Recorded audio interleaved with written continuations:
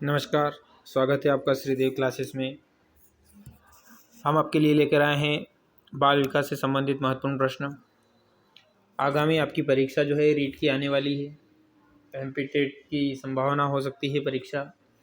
तो रीट आपकी महत्वपूर्ण परीक्षा है जो कि आपकी 25 अप्रैल को होनी है। उसके लिए कुछ महत्वपूर्ण प्रश्न हैं, जिनमें से कुछ प्रश्न जो पुरानी राजस्थान की परीक्षा जो L1 और L2 में हुई थी उसमें पूछे गए हैं बाल विकास के। तो बाल विकास से संबंधित महत्वपूर्ण प्रश्न हम आपके लिए लेकर आए हैं। चलिए हम शुरुआत करते हैं प्रश्नों की। 50 महत्वपूर्ण प्रश्न हैं जो आपके लिए लेकर आए हैं। प्रायः बालक चलना किस वर्ष में सीखता है? तो बालक प्रायः चलना किस वर्ष में सीख लेता है? तो लगभग 1.5 वर्ष की जो आयु होती है, जो शैशवावस्था का काल होता है, शैशवावस्था की जो अंतिम अवस्था में होता है, जब 1.5 से 2 वर्ष का होता है बालक चलना सीख लेता है ना। बालक क्या करता है? चलना सीख लेता है। चलिए हम शुरुआत करते हैं आगे। शैक्षिक दृष्टि से बाल विकास की अवस्थाएं।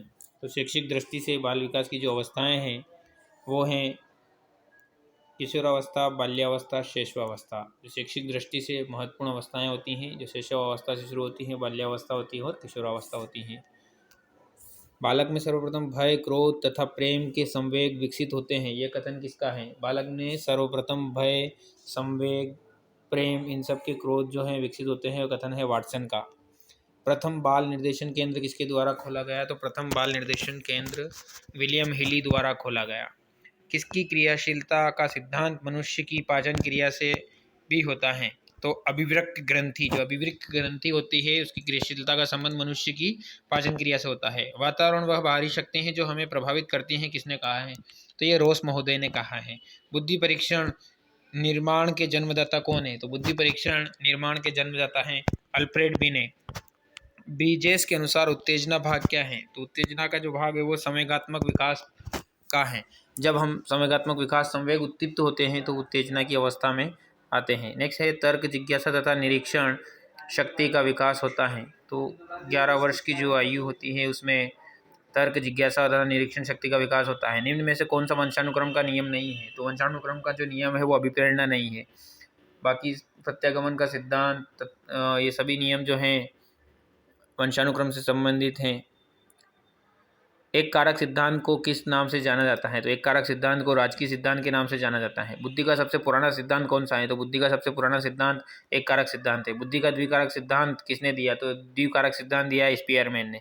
स्पीयरमैन कहाँ के निवासी थे? तो स्पीयरमैन फ्रांस के निवासी थे। स्पीयरमैन पहले किस विषय के प्रोफेसर थे? तो स्पीयरमैन पहले सांख्यिकी विषय के प्रोफेसर थे और बाद में वो मनोविज्ञान के प्रोफेसर बन गए। इसके प्रोफेसर बन गए मनोविज्ञान के। स्पीयरमैन ने बुद्धि का संबंध किससे बताया है? तो स्पीयरमैन ने बुद्धि का संबंध चिंतन से बताया है। बालकों के भाषाई विकास का क्रम क्या है? तो बालक का भाषाई विकास सबसे पहला रोना है, रोने में रुदन है और क्रिंदन है, फिर बबलाना और फिर हाव भाव। बालक किस उम्र में वाक्यों द्वारा अपनी बात को कह पाता है? तो बालक 5 वर्ष की उम्र का हो जाता है तो वाक्य द्वारा अपनी बात प्रकट कर सकता है, अभिव्यक्त कर सकता है।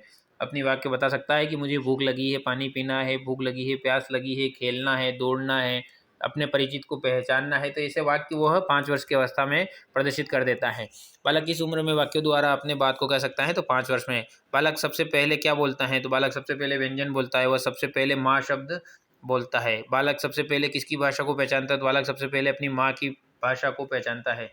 सामाजिक विकास के लिए प्रथम पाठशाला जो है वो परिवार है बालक की। कहाँ पर बालक सामाजिकरण के नियम स्वयं सीखता है? खेल के मैदान में, आसपास में सहयोग करना, अपने क्रोध पर संयम करना, त्याग करना, यहाँ सभी चीज़ों से वह बालक सामाजिकरण के नियम स्वयं सीखता है। बालक में नकारात्मक सोच कौन सा अवस्था? बालक में नकारात्मक सोच कहाँ से विकसित होती है?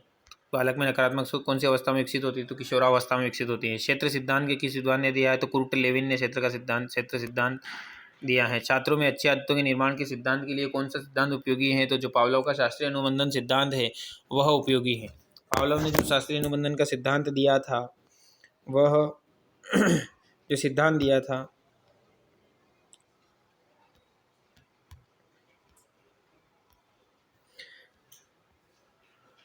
उसके संबंध में जो पावलोव हैं उन्होंने कुत्ते पर प्रयोग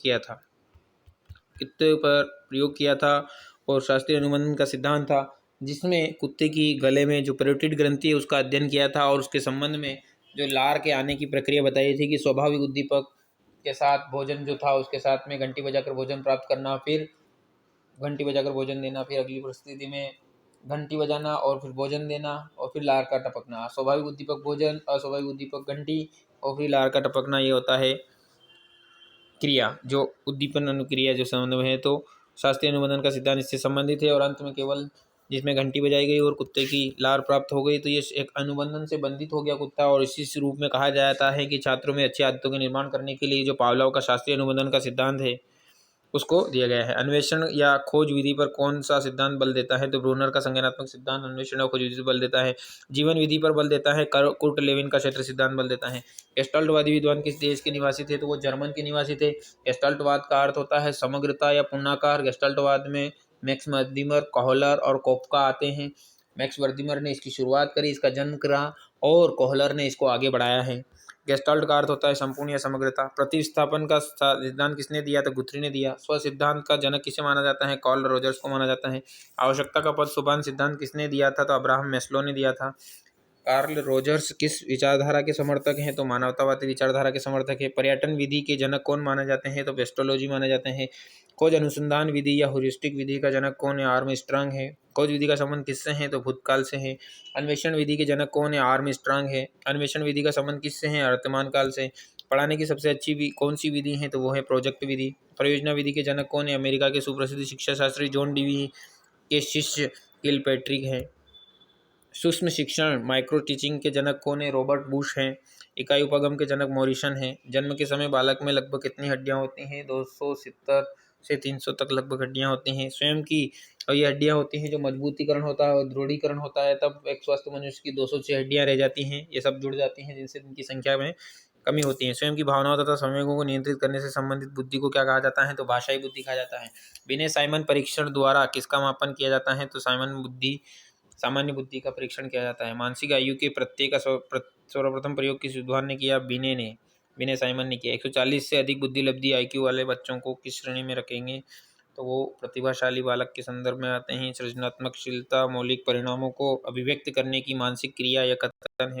का मानसिक आयु का प्रत्यय किस मनोवैज्ञानिक ने दिया है? विनय साइमन ने दिया है। द्वितत्व सिद्धांत के प्रतिपादक कौन है? स्पियरमैन। गिलफोर्ड ने कितने मौलिक मानसिक योग्यताओं के आधार पर बुद्धि की संरचना का वर्णन किया है? 3। किशोर प्रौढ़ों को अपने मार्ग से बाधा समझता है जो उसे अपनी स्वतंत्रता का लक्ष्य प्राप्त करने से रोकते हैं। यह किसने दिया है? कार्ल सैनिक ने। किशोरावस्था वह अवस्था है जिसके द्वारा एक विकास समान व्यक्तित्व बाल्यावस्था से प्रौढ़ावस्था तक पहुंचता है। यह कथन किसका है? जर्सील्ड का है।